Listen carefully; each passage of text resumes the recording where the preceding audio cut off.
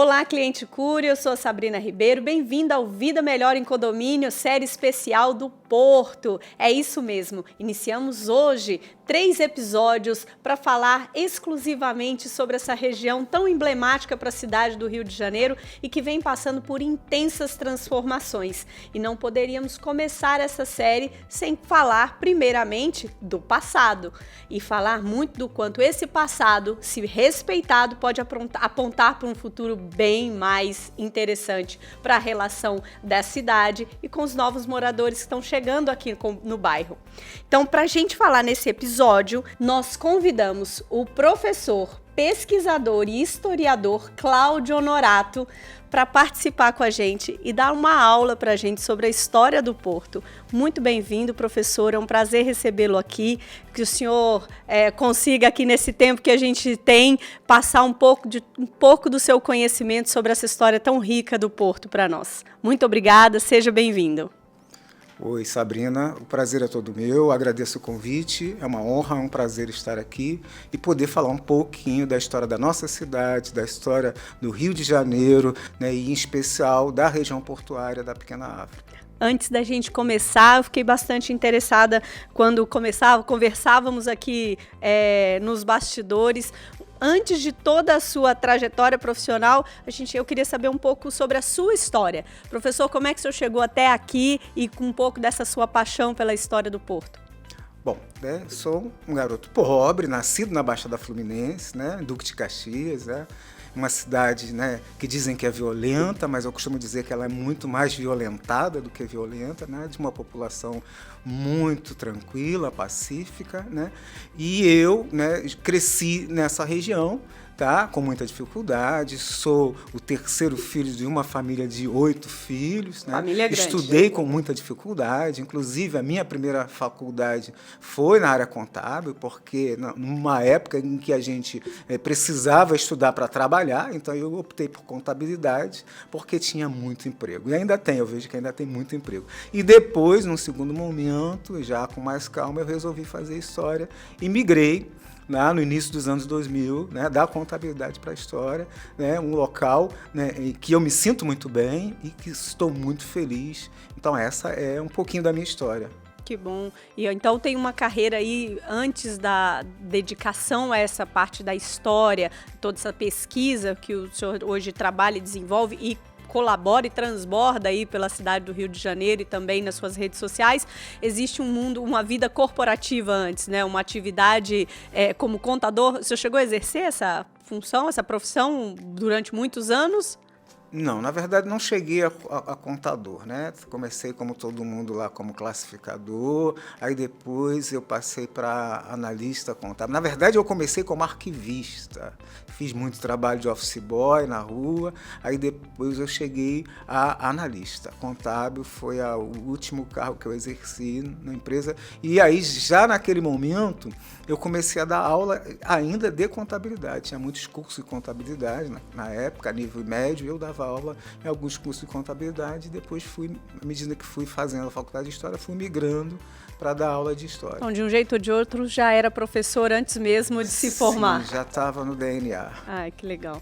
Professor, para a gente começar essa aula sobre o Porto, eu acho importante a gente quando tem essa oportunidade de conhecer o que está para além das histórias que nos contaram, e também contextualizar sempre aquela região ou aquele momento em que a gente está colocando uma lupa com um contexto mais amplo para que a gente faça uma leitura mais adequada e também aprenda com o que foi feito no passado para tomar melhores decisões no futuro. Então, partindo desse gancho, a região portuária, que tem uma história que remota lá ao século XVI, eu queria que o senhor contextualizasse, contasse um pouco dessa história do Porto, e que eu já aprendi um pouquinho antes, que nem era Porto nessa época do século XVI, mas que o senhor pudesse contar um pouco dessa história, desde a origem dessa região aqui no Rio de Janeiro, e a gente, a partir daí, vai discorrendo sobre os desdobramentos dela até hoje. Bom, A região portuária, para falarmos dessa história, a gente precisa remontar, né, a história da formação da cidade do Rio de Janeiro, né, do que seria, na verdade, o estado do Rio de Janeiro hoje, que na época era a capitania do Rio de Janeiro. Então a gente sabe que essa cidade, né, ela é fundada, né, num contexto de disputa, numa luta contra os franceses. E aí o governador-geral estava em Salvador, na Bahia, né, o Mendes Sá, vem para o Rio de Janeiro com a ajuda de seu sobrinho, Estácio de Sá, e junto com a população indígena, né, do lado de cada Bahia havia 2 grandes grupos indígenas, ambos do grupo Tupinambá, que eram, de um lado, os tamoios, de outro lado, os temininós. Os temininós estavam ao lado dos portugueses e os tamoios ao lado dos franceses. Então, nessa batalha, também os indígenas se enfrentaram. E não quero dizer com isso que os europeus estavam manipulando os indígenas. Na verdade, haviam rivalidades entre esses grupos indígenas e eles perceberam que aquele momento era um momento também de resolver as suas desavenças. Bom, então foram duas questões sendo trabalhadas ali, cada um tomando os seus interesses, mas lados opostos, tanto do lado dos indígenas também quanto dos europeus. Isso. Então, essa é a questão fundamental, né? Para a gente fugir aquela história de que os indígenas, né, um bom selvagem, que eram grupos muito, como é que eu diria a palavra, pacíficos ou então ingênuos, essa é a palavra correta, ou muito violentos, e que aqueles que eram muito violentos tinham que ser feita a guerra justa porque não aceitavam a colonização. Então, nesse processo, os temininós saem vitoriosos ao lado dos portugueses, a cidade do Rio de Janeiro é fundada, os tamoios são expulsos daqui, vão para a região de Cabo Frio, por isso lá tem uma região chamada Tamoio, alguns franceses também permanecem ali muito tempo, e a cidade começa a ser construída, né, e que ela sai da Urca, de frente ao Morro Cara de Cão, como o Estácio de Sá fundou, e passa para a região do Morro do Castelo. Hoje é a esplanada do Castelo, que o morro foi derrubado. E essa cidade começa a crescer em direção a Várzea, o que seria a Praça 15, vindo em direção ao que hoje é a Praça Mauá, que era a Prainha. Imediatamente, essa região, que a gente chama de a região portuária hoje, vão existir muitas chácaras dessas primeiras famílias quentistas, muitas dessas, inclusive, vindas com Estácio de Sá, que vão ganhar terras em compensação por ter lutado contra os franceses e vão expandindo a cidade. Então o Rio nasce dessa disputa, né? E dessa até pela posição estratégica, essa disputa era tão relevante, tanto que o governador vem, né, da Bahia para cá para garantir, né, ou de repente para fortalecer um dos lados lá, os portugueses, para conseguir essa região estratégica. Me fala um pouco sobre essa construção dessa ideia de porto, porque o porto só passa a existir mesmo no século XIX, século XX. Antes disso, essa região era uma região que basicamente de pesca. É isso? Exatamente. Então, aqui nessa região, além das chácaras, é uma região de pescadores. Então, você não tem um complexo portuário, você tem vários cais ou trapiches, onde diferentes mercadorias desembarcavam. Então, essa região já é uma região de economia complementar à região do centro e vai se tornando cada vez mais importante. Então, à medida, né, em que essa cidade vai crescendo, o porto vai ganhando importância, em especial a partir do século XVIII. A partir do século XVIII, relacionada à descoberta do ouro nas Minas Gerais, o Rio de Janeiro passa, né, a se tornar uma cidade muito importante do ponto de vista geográfico, né, estratégico, político, econômico, e já na meados deste século ele passa a ser a capital da colônia. Justamente pela descoberta do ouro em Minas Gerais, acaba que a posição estratégica passa a ser determinante na relação do Rio de Janeiro com as demais capitanias, né? E com isso passa a ser a capital para trânsito.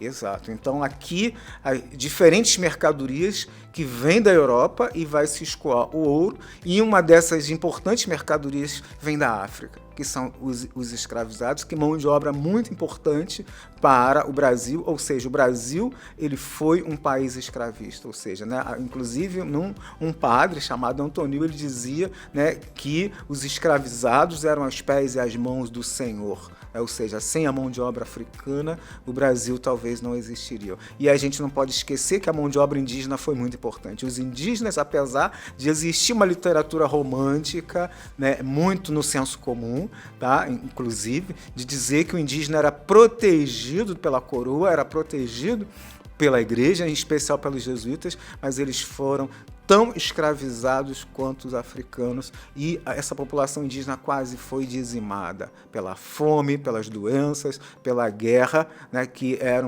dos mecanismos que o colonizador utilizava contra os índios, que eles chamavam de bravios, porque não aceitavam a colonização, era fazer a guerra justa. E essa população quase foi dizimada.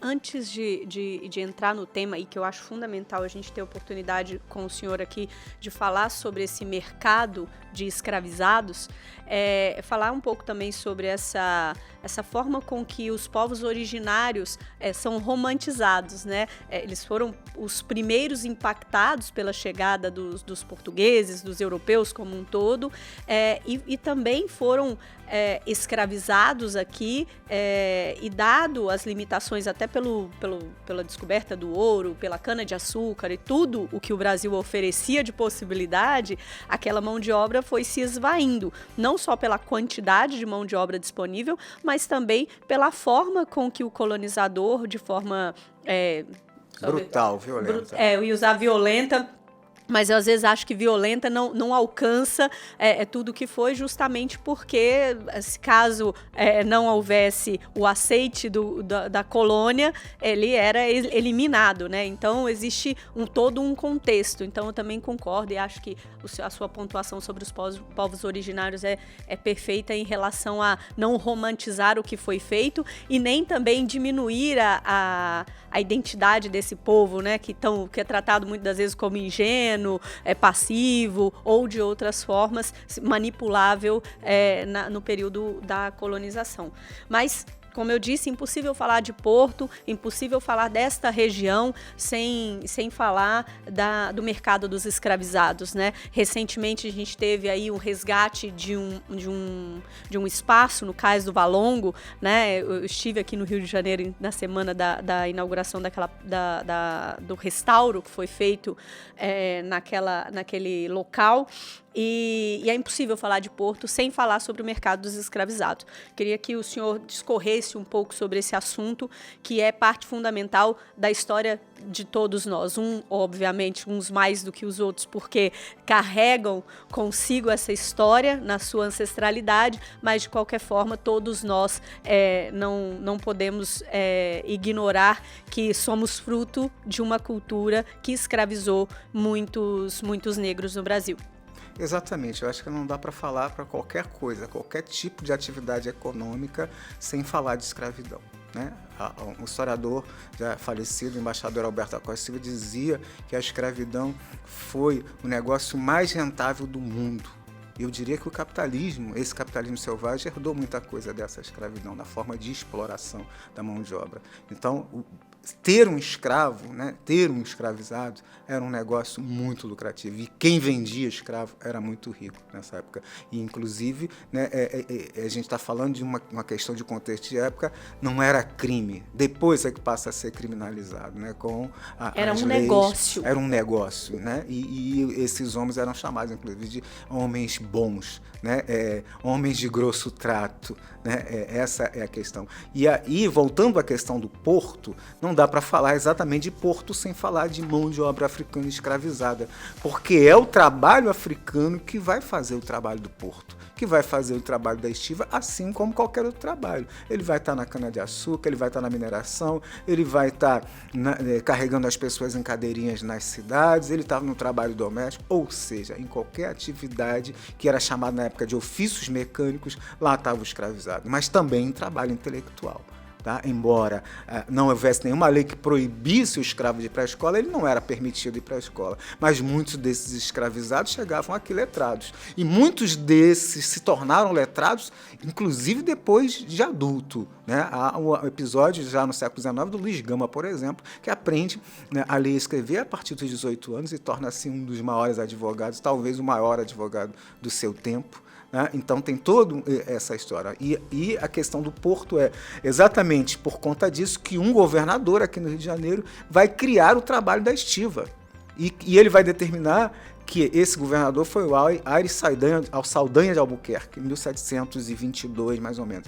E ele vai determinar que os escravizados fossem utilizados para o embarque e desembarque de mercadorias no porto, porque faltava mão de obra. E, evidentemente, nenhuma pessoa, mesmo que seja pobre, branco ou livre, né, que cor é uma questão muito complexa no nosso país, queria fazer esse tipo de trabalho, e foram os escravizados. E, curiosamente, o trabalho de estivador, com o passar do tempo, passou a ser um trabalho elitizado e passou a ser rivalizado com os brancos pobres, em especial os portugueses. Tá? E aí o porto começa a crescer.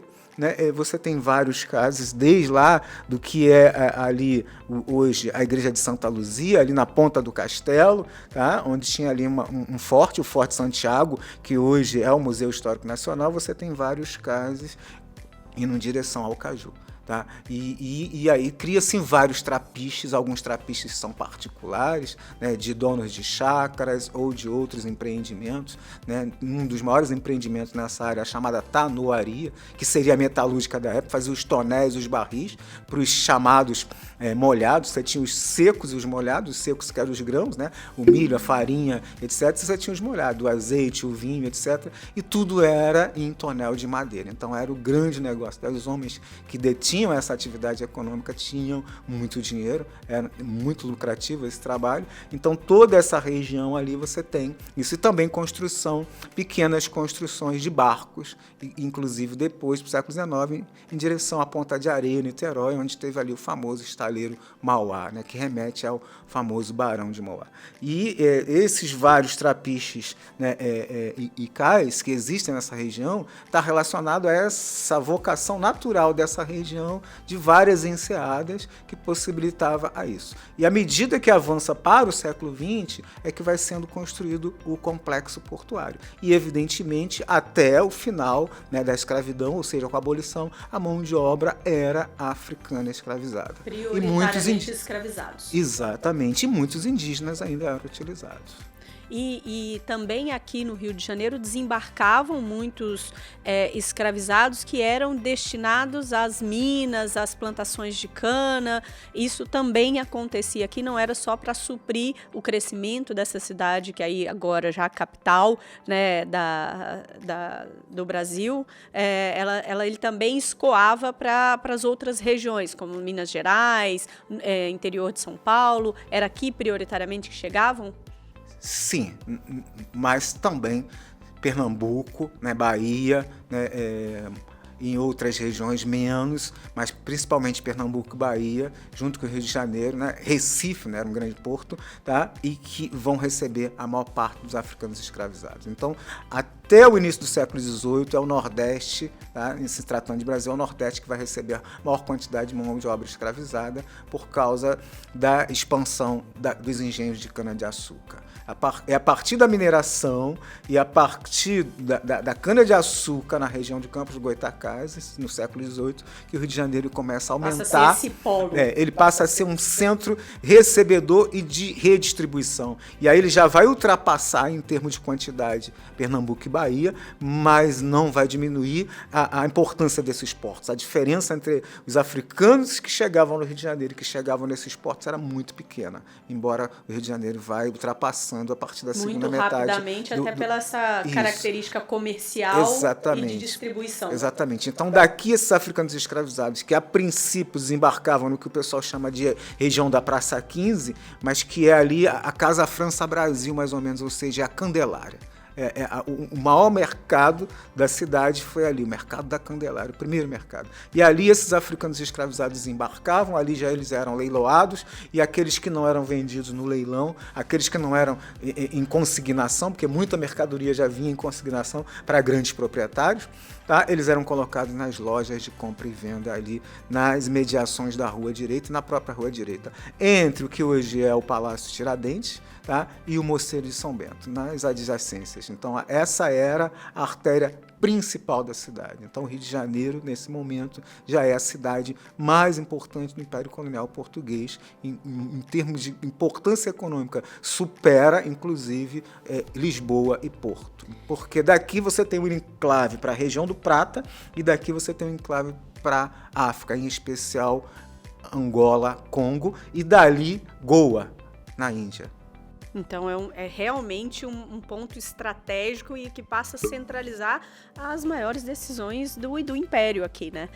Eu ouvindo a sua explicação sobre a dinâmica, eu acho que o que mais impressiona é que, dado o absurdo que nós estamos falando, que o grande mercadoria eram pessoas, né, escravizadas, mas a normalidade com que isso se deu, a normalidade no sentido de ser legal, né, e os impactos que até hoje trazemos na nossa sociedade, e também não somos uma ilha, né? Então os impactos também que isso tem também para a África, que tiveram suas populações dizimadas, e essa é outra história que a gente também pode ter uma aula depois sobre isso, mas o que eu acho que mais choca quando a gente tem essa oportunidade de ouvir um pouco mais e com tanto contexto, com a riqueza de detalhes dessa micro-região que o senhor está trazendo para a gente, realmente, eu acho que o que mais choca é que o objeto dessa comercialização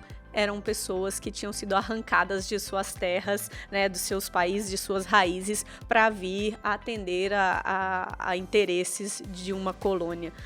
Mas vamos em frente, acho que isso já foi um recorte muito importante, e a sua contribuição realmente foi muito, muito rica aqui para preparar a gente para mais conversas sobre esse assunto.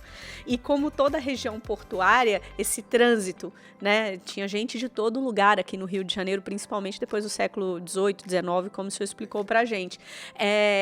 Isso deixa marcas na cidade de todas as formas, né? E sem dúvida, uma das coisas que não se pode negar é a influência cultural e a relevância dessa região, da cultura. E aí cultura é muito menos no sentido, muito mais profundo, né, na questão da cultura, nos modos operantes de quem nós somos até hoje.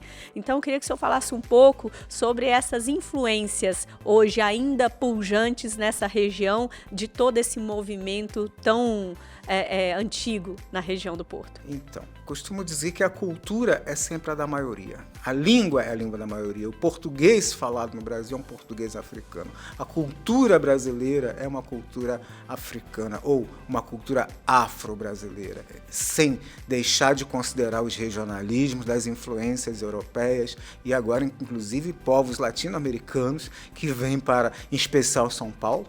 Tá? Mas a cultura africana, ela chegou aqui, ela se estabeleceu, ela impregnou. Então você tem aqui diferentes Áfricas se encontrando. Povos que talvez nunca tivessem se encontrado, se permanecesse lá no seu continente mãe, mas que vão se encontrar no Rio de Janeiro. Tá? E em outras regiões, mas que a gente está falando de Rio de Janeiro nesse momento. Então, eu poderia falar, por exemplo, das religiões de matrizes africanas, né? Então, que é uma influência muito grande e que, inclusive, tem uma lei, né? E, curiosamente, precisou de uma lei para obrigar, né, a se aplicar isso na escola básica, tanto a lei, né, sobre a cultura africana e afro-brasileira, assim como a questão indígena, né, também. Então, é uma curiosidade ou até um contrassenso, né? A gente tem que ter uma lei para falar de uma cultura que está aí, na cidade. Então, a gente pode falar de uma cultura afro-carioca. Então, esses africanos trazendo, né, eles vêm nesses navios chamados tumbeiros, navios negreiros, eles trazem toda a sua cultura, toda a sua tradição, e que já se traduz nas religiões de matriz africana, que você tem o candomblé e você tem a umbanda, né, que tem uma influência indígena também, e que é uma religião genuinamente brasileira, a umbanda, né? Religiões estigmatizadas, demonizadas, por falta de conhecimento, por ignorância, essa é a pura verdade, e que vai influenciar muito essa região portuária do Rio de Janeiro, porque, né, nessas casas, em especial de candomblé, são as mulheres, né, chamadas tias, que são as cuidadoras, não só, né, do sagrado, né, e claro que vai existir os homens também, mas as mulheres têm um papel especial, porque elas estão na educação das crianças, primeiro, como mucama, ou como a ama de leite, né, educando os filhos dos senhores. Então você tem dois Brasis, você tem o Brasil da sala e o Brasil da cozinha, né? Nesse Brasil da cozinha, essa influência foi muito grande, Que essa influência africana educando os filhos dos senhores. Passando para as crianças cultura que veio com essa gente. O senhor falava sobre que eles trouxeram as suas religiões, eles trouxeram a identidade de quem são, né? A gente traz consigo a nossa própria identidade, né? E não foi diferente com essa multidão, essa população, essa nação que praticamente foi transferida de África para o Brasil na época da colônia. E uma outra coisa, te interrompendo, só porque é muito rico quando a gente vai ouvindo o seu discorrer sobre o assunto, falando muito sobre a cultura que a gente sabe, que a gente vive, que a gente se relaciona com ela todo dia, mas que durante séculos não foi ensinada, por muitas vezes não ser reconhecida, né? Então, a força da lei porque não era natural que se reconhecesse e que se ensinasse e garantisse essa perpetuidade com alguma metodologia de algo que se vive e que se vê nas cidades e que se vê nas comunidades, que se vê na vida e nas relações das pessoas, né? Então, acho que essa questão da lei que o senhor trouxe é importante, porque o desconhecimento gera um afastamento, né? E a ignorância joga uma sombra sobre alguma coisa que deveria nos aproximar, até pela sua fala, quando é uma cultura afro-brasileira. Já é algo nosso, né? Com influências, mas já é algo que deveria ser de uma apropriação que nos tornasse mais próximos para a gente construir um futuro melhor e não nos afastasse e não tornasse ainda eles e nós como se não fôssemos todos frutos dessa cultura já tão miscigenada, né, professor? Perfeitamente, né? E voltando à questão das mulheres, né? Elas foram fundamentais, né? E aí, em relação a essa cultura, né? As casas de candomblé estão relacionadas também à questão do samba, do carnaval, né? Então você tem ali em cada casa de candomblé um bloco, né? E aqui no Rio de Janeiro esses blocos vão desfilar, né? Geralmente uma tradição vinda inclusive de Salvador no Dia de Reis, e aí um personagem importantíssimo nessa história, já no final do 19, início do 20, o Hilário Jovino transfere o desfile desses blocos para o dia de carnaval, e aí você tem surgimento da maior festa brasileira, que junta uma tradição europeia que vem do intrudo, né, que vem de uma série de outros ritmos, e que com os ritmos africanos vai dar no carnaval. E esse carnaval carioca, né, que é uma cultura não só dali da pequena África, dessa pequena África tradicional, mas dos morros cariocas. Aí você pode falar de que essa pequena África pode ser vista de uma forma ampliada. E essa cultura que foi altamente perseguida, como você falou, não valorizada, tá? Ela passa a ser a representação do Brasil. Então, o que você fala hoje, não só no Brasil, no exterior, o que representa o Brasil? As pessoas vão dizer que é o carnaval, que é o samba, que é o futebol, e que o negro tem uma participação fundamental, porque o futebol europeu que chega aqui, né, é um futebol que não tinha, né, o famoso drible, né, a ginga que o negro coloca, até porque ele não podia encostar no branco. Tem toda tem contexto, toda uma construção, né? Também e disso, aí, só para fechar, eu queria dizer o seguinte, embora a gente ainda escute muita gente falando que os africanos contribuíram muito, isso também em relação aos indígenas, com a cultura, com a música, com a dança, com a comida e com as diferentes coisas que no passado já foi muito folclorizado, é preciso entender o seguinte, eles estiveram em todos os segmentos da sociedade. E não se esqueçam de uma coisa, escravidão é trabalho, e trabalho está relacionado à economia. E um autor do século XIX dizia que o motor da sociedade era a economia, né? Embora há controvérsias, porque você se relaciona com o seu ambiente através da sua cultura. Mas a economia tem uma influência muito grande. E aí o que eu queria dizer, que foram vidas interrompidas, trajetórias de vidas interrompidas em nome do lucro e da ganância. Então a gente não pode esquecer disso. Não podemos mais dizer que eles só contribuíram com a música, com a dança, com a comida. Não, eles contribuíram, não, eles participaram efetivamente da construção desse país. É um conhecimento, ou talvez uma fala muito rasa, quando a gente tenta limitar a participação dessa construção dos africanos na nossa cultura, às artes ou a questões que ainda, até por total equívoco no entendimento de sociedade, que coloca a arte como algo superficial ou como algo supérfluo, mas a cultura é parte de quem nós somos, né? Então, eu acho que é uma construção também de tornar algo que é intrínseco, que é algo que está dentro de nós como superficial, arte, cultura, religião, as relações, a forma com que a gente se relaciona na comida, na dança, no esporte. Então, tudo isso também colocado como superficial é uma forma de diminuir a relevância disso em nós como sociedade. Então, essa construção em relação ao braço, né, de trabalho escravizado e não escravo, né, porque também a gente já aprendeu um pouco sobre isso, que ninguém nasce escravo, torna-se escravo, né, é tornado escravo, diminuir isso às questões culturais, não que sejam menores, mas é também ignorar a realidade da qual a gente foi construído. Mas continuar ignorando isso é não ter uma perspectiva de futuro melhor, né? Então, eu queria passar para uma próxima sessão falando sobre a revitalização do Porto. E é importante, às vezes, quando a gente toca em alguns temas, fala assim, mas esse tema não é muito denso, precisa entrar? Precisa. A gente só consegue olhar para o futuro se a gente conhecer de forma verdadeira o passado e tiver a coragem de encarar o nosso passado com a certeza de que há que se fazer algo melhor no futuro, né? Então, eu queria que o senhor falasse um pouco sobre o processo de revitalização aí do Porto, que desde 2009 ganhou um fôlego novo. Conta pra gente sobre o que o senhor está vendo desse projeto e trabalhando nele também, né? Perfeitamente, então, né?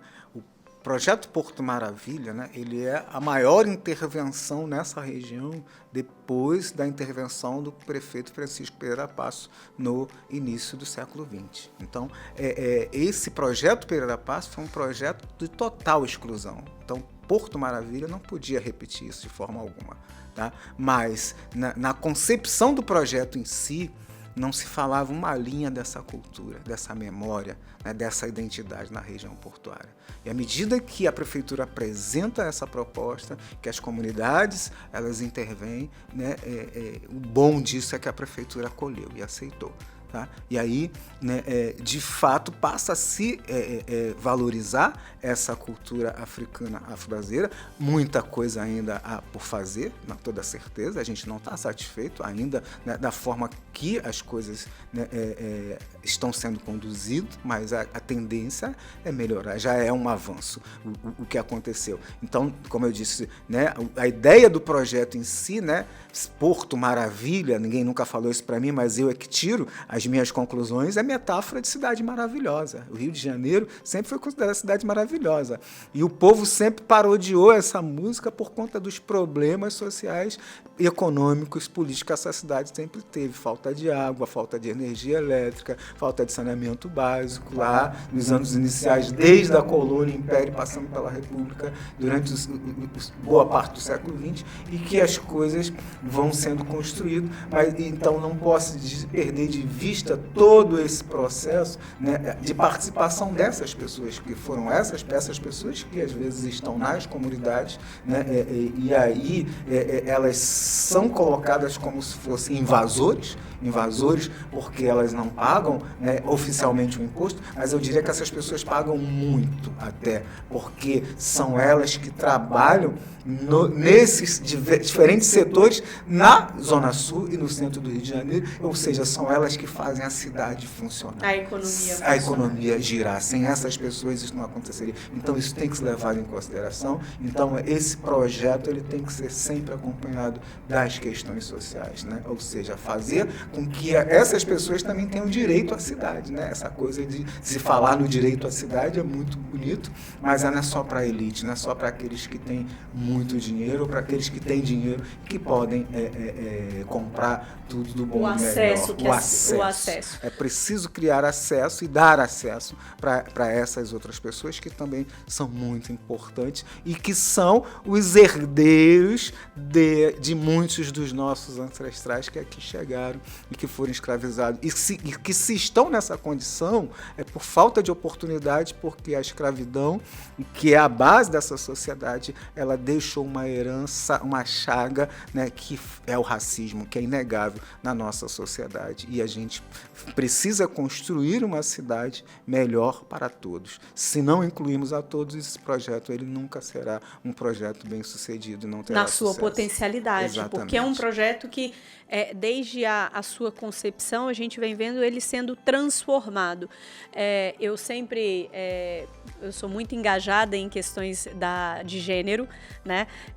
Até por trabalhar num ambiente corporativo, mercado imobiliário, ser uma mulher no imobiliário é algo desafiador, mas eu sempre digo que a gente tem que reconhecer os avanços, mas não ignorando o caminho que a gente tem pela frente. Então, quando eu olho para o projeto do Porto, a gente vê a quantidade de alterações que ele vem sofrendo desde que ele foi, desde que ele nasceu, né, lá no início dos anos 90, a gente vê que hoje, minimamente, a gente vê uma participação maior da sociedade no que se hoje define como planos futuros. O senhor também reconhece isso? O senhor também identifica essa participação como sendo um pouco mais colaborativa?